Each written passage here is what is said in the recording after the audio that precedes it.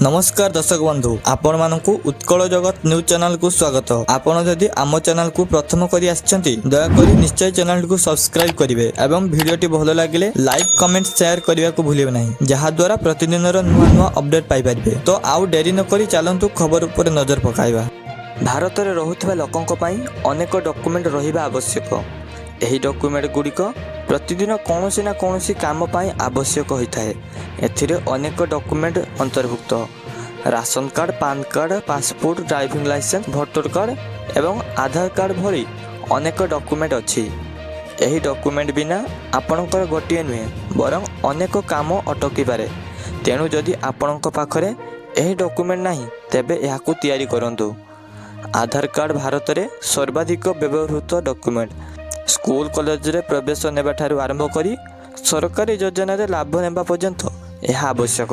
देशर प्राय 90% जनसंख्यार आधार कार्ड अच्छी। आपण कौन जानते कि आधार कार्ड छोट पिलांक पाई मध्य तैयारी करा जाए, किंतु एथिपाई पृथक नियम स्थिर करा जाइछि। सेमानकु अनुसरण करिवा परे ही पिलांकर आधार कार्ड तैयारी करा जाए। एथिरे आपनकु किछि समय परे जिनिस गुडी को अपडेट करिवा को पड़िबो। भारत रे यूआईडीआई द्वारा आधार कार्ड को नहीं अनेक नियम करा जाइछि।